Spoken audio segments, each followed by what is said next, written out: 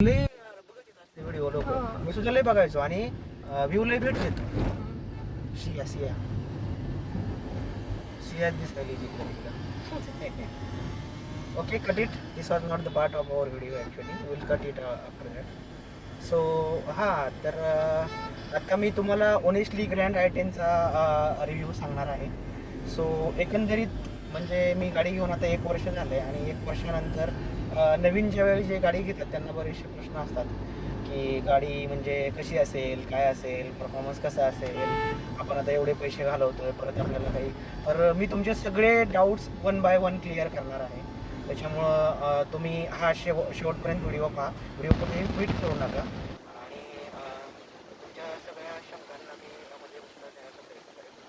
तर मी गाडी ही एप्रिल 2025मध्ये घेतली होती. मला गाडीची ऑनरोड किंमत 8,51,000 रुपये एवढी पडली होती आणि याच्यासोबत काही ॲक्सेसरीज दिलेल्या आहेत जसं की सीट कवर आणि काही बेसिक ॲक्सेसरीज ते मॅकिंग वगैरे लावून दिले होते गाडीमध्ये. ते मी तुम्हाला नंतर सेपरेटली दाखवेन.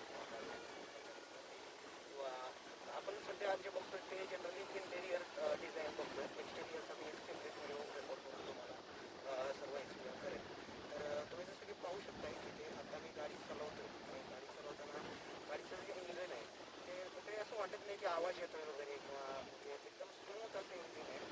आणि दुसरी गोष्ट म्हणजे गाडीला झटके वगैरे असे काही बसत नाही. सस्पेन्शन एवढं स्ट्रॉंग आहे आणि ड्रायव्हर सीटलाही अगदी म्हणजे एकदम पूर्णपणे काळजी आणि ॲर्गोनॉमिक्सची पूर्ण काळजी घेतलेली आहे. जेणेकरून तुम्ही 8 तास 10 तास जरी प्रवास केला लगातार तरी तुम्हाला असा थकवा अजिबात जाणवणार नाही कुठल्याही प्रकारचा. कारण मी स्वतः माझं गाव इथनं जवळपास 350 किलोमीटर आहे पुण्यावरनं आणि मी वन स्टॉप कुठेही न उतरता माझ्या घरापर्यंत गेलेलो आहे म्हणजे 325 किलोमीटर आणि मला कसल्याही प्रकारचं म्हणजे थकवा वगैरे अजिबात काही जाणवलेला आहे किंवा जाणवत नाही. त्यामुळं अर्गोनॉमिक्स एवढं आणि कम्फर्ट लेवल एवढी स्ट्रॉंग आहे होंडाची जी त्यांची USP आहे. USP म्हणजे युनिट सेलिंग पॉईंट आहे आणि त्याच्यासोबतच USP सोबतच आपल्याला या गाडीमध्ये ना जे महत्त्वाची गोष्ट मिळते ते म्हणजे या गाडीचं मायलेज.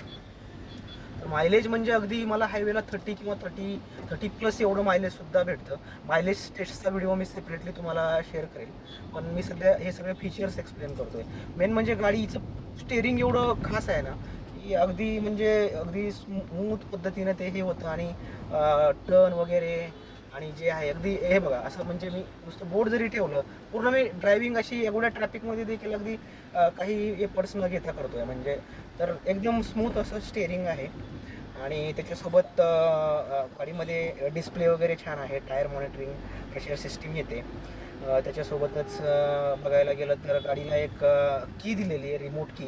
त्याच्यामुळं जवळपास त्याचे डिस्टन्स 100 मीटरपर्यंत आहे. अगदी मी माझ्या घरात बसूनसुद्धा पार्किंगमध्ये माझ्या गाडी लॉक करू शकतो. ते तर हे एक फीचर आहे. दुसरं म्हणजे पाठीमागचं जे बॅक सीट आहे त्याचं जे सस्पेन्शन आहे ना ते एकदम सुंदर आहे आणि तिथं बसणाऱ्याला अजिबात त्रास होत नाही.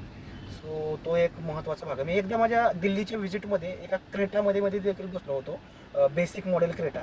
पण त्या क्रेटामध्ये मी पाठीमागं बसलो होतो ॲक्च्युली. माझा मित्र गाडी चालवत होता आणि मी बसलो ना मग अगदी 5-6 तासात मला अगदी कमरेचा त्रास सुरू झाला होता. तसं याच्यामध्ये अजिबात काही होत नाही. तर ते एक म्हणजे वैशिष्ट्य आहे. आणि दुसरं सांगायचं गेलं म्हणजे तर बाकी अजून मग इन्फोटेनमेंट सिस्टम वगैरे येते. बऱ्याच गोष्टी काय याच्यामध्ये फीचर्स दिलेले आहेत.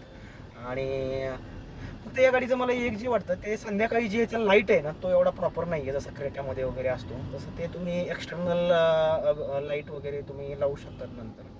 तर अशा प्रकारे हा एक छोटेखानी रिव्ह्यू होता. ज्यांना कोणाला ग्रँड आय10 गाडी घ्यायची त्यांनी निश्चितपणे घ्यावी आणि अगदी म्हणजे प्रत्येक पैसा तुमचा वर्थ फॉर मनी आहे आणि निशंकपणे तुम्ही गाडी घेऊ शकता. थँक्यू. बंद झालं.